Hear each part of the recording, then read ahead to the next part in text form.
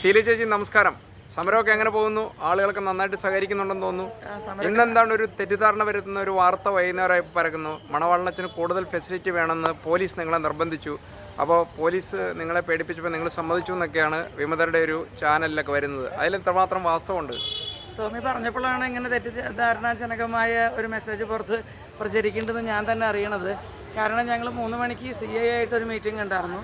അപ്പോൾ CI ഈ ആവശ്യങ്ങൾ ഞങ്ങളോട് അവതരിപ്പിച്ചപ്പോൾ ഞങ്ങൾ അതിൽ സമ്മതിച്ചു കൊടുത്ത ഒരു കാര്യം, ഇപ്പോൾ മണവാളനച്ചൻ്റെ കൂടെ നിൽക്കുന്ന ആ വ്യക്തിനെ, അയാളൊരു ജോലിക്കാരനായതുകൊണ്ട് അയാൾക്ക് ജോലിക്ക് അത് പ്രശ്നം വരുമെന്ന് പറഞ്ഞതുകൊണ്ടും നമ്മളൊക്കെ മനുഷ്യരായതുകൊണ്ടും കുടുംബസ്ഥരായതുകൊണ്ടും അയാളൊരു ബുദ്ധിമുട്ടിപ്പിക്കേണ്ടെന്ന് ഓർത്തിട്ട് ആ കാര്യം ഞങ്ങൾ സമ്മതിച്ചു കൊടുത്തിട്ടുണ്ട്.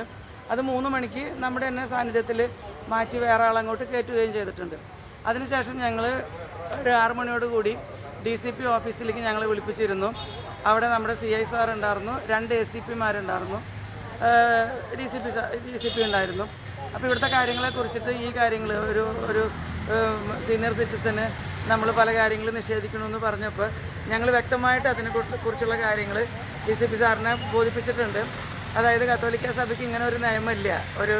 ഒരു പ്രീസ്റ്റ് വയ്യാണ്ട് അവിടെ കിടന്നാൽ 4-5 ആൾക്കാർ വെച്ചിട്ട് ആ പള്ളിയിൽ വെച്ച് ശുശ്രൂഷിക്കുക എന്നുള്ളൊരു കാര്യം നമ്മൾ കേട്ടിട്ടില്ല. അത്രയും ആവശ്യതയുള്ളവരെ ശുശ്രൂഷിക്കാനായിട്ട് നമുക്ക് പ്രീസ്റ്റ് ഹോമുകളുണ്ട്.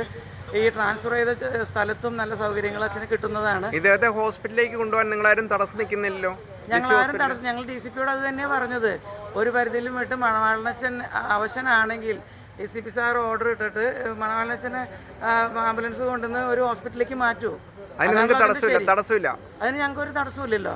പക്ഷേ എവിടെയോ ഇല്ലാത്ത ഒരു നടപ്പ്, ഈ മണവാളനച്ചന് വേണ്ടിയിട്ട് ഇവിടെ 4 ജോലിക്കാരെ വെച്ച് കൊടുത്ത് മണവാളനച്ചൻ ഇവിടെ തന്നെ തുടരണമെന്ന് പറയണത് നമുക്ക് സമ്മതിച്ചു കൊടുക്കാൻ പറ്റില്ലല്ലോ. കാരണം അപ്പുറത്ത് തരിയനച്ചനുണ്ട്. തരിയനച്ചനും ഞാൻ അറിഞ്ഞിടത്തോളം ഒരു രോഗി തന്നെയാണ്, ഷുഗറിന്റെ വിഷയങ്ങളുണ്ട്.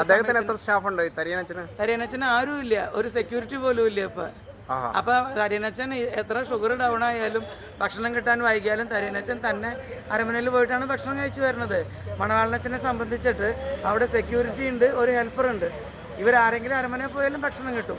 ഇനി അതും വേണ്ട, മണവാളനച്ചന് ഇഷ്ടമുള്ള ഭക്ഷണം കഴിക്കണമെന്നാണെങ്കിൽ അത് പുറത്തുനിന്ന് കൊണ്ടു കൊടുക്കുന്നുണ്ട്. പലപ്പോഴും ഞങ്ങൾ തന്നെയാണ് ആ ഭക്ഷണം അകത്തോട്ട് ആ സെക്യൂരിറ്റിയുടെ കയ്യിലേക്ക് കൊടുക്കുന്നത്. അപ്പോൾ ഇന്ന് പോലീസിന്റെ സാന്നിധ്യത്തിൽ നിങ്ങൾ എന്താ ഒത്തുതീർപ്പ് വെച്ചിരിക്കുന്നത്? അതൊന്ന് ജനങ്ങളോട് പറയും. ഇന്ന് DCPയോട് ഞങ്ങൾ പറഞ്ഞു, ഞാനത് കഴിഞ്ഞ ദിവസം DCPനെ ഞാൻ കണ്ടിരുന്നു. അപ്പോൾ ഞങ്ങൾ പറഞ്ഞു, ഞങ്ങൾ മണവാളനച്ചൻ്റെ ഒന്നിനെ പ്രതിയല്ല ഞങ്ങൾ ഇവിടെ ഇരിക്കുന്നതിൻ്റെ കാരണം, വ്യാഴാഴ്ച ഇവിടെ വൈദിക സമിതി നടന്ന സമയത്ത് നമ്മുടെ പള്ളിയിൽ ഒരു അതിക്രമം നടന്നിരുന്നു.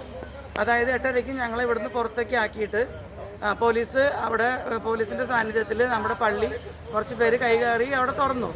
അതിന് ഒരു തീരുമാനം ഉണ്ടാവുന്നവരെ, അതായത് ഞങ്ങൾ ഇവിടെ തന്നെ തുടർന്ന്, ഞാൻ അന്ന് DCPയോട് പറഞ്ഞിട്ടുണ്ട്. ഇന്നും ഞാൻ അത് തന്നെ ആവർത്തിച്ചു. മണവാളനച്ചൻ്റെ കാര്യത്തിലും പള്ളിയുടെ കാര്യത്തിലും ഒരു തീരുമാനം ഉണ്ടാവുന്നത് വരെ ഞങ്ങൾ വിശ്വാസികൾ ഇവിടെ കാണും. സാറ് അതിന് തീരുമാനം. അപ്പോൾ സാറ് പറഞ്ഞത് 3 ദിവസം കൂടി മണവാളനച്ചൻ്റെ കാര്യത്തിൽ ട്രൈബ്യൂണൽ അനുസരിച്ചുള്ള വിധിയിൽ സമയം എടുക്കുന്നുണ്ട്. ആ 3 ദിവസം കഴിയുമ്പോൾ സഭാ നേതൃത്വമായിട്ട് സംസാരിക്കും. അതിനുശേഷം ഒരു തീരുമാനം ഉണ്ടാക്കാനായിട്ട് സാറ് മാക്സിമം ശ്രമിക്കുന്നു തന്നെയാണ് പറഞ്ഞത്. 3 ദിവസം തീരുമാനം ഉണ്ടായില്ലേ? നിങ്ങളുടെ 3 ദിവസം കൊണ്ട് DCP സാറ് തീരുമാനം ഉണ്ടാക്കുന്നതല്ല പറഞ്ഞത്. 3 ദിവസം കൂടി മണവാളനച്ചന് സമയമുണ്ട് ഈ ട്രിബ്യൂണലിൻ്റെ വിധി അനുസരിച്ചിട്ട്. അത് കഴിയുന്നതോടുകൂടി നേതൃത്വമായിട്ട് സാറ് സംസാരിക്കും. ഈ കാര്യത്തിൽ ഒരു തീരുമാനം ഉണ്ടാക്കുന്നത് തന്നെയാണ് ഞങ്ങൾക്ക് തന്നിട്ടുള്ളത്. തീരുമാനം ഉണ്ടാകുന്നവരെ നിങ്ങൾ സമരം തുടരും? തീർച്ചയായിട്ടും തുടരും. ഞാൻ അതൊന്നും കൂടെ ഇന്ന് DCP സാറിനോട് വ്യക്തമായിട്ട് പറഞ്ഞിട്ടാണ് പോന്നിരിക്കുന്നത്. ഓക്കെ.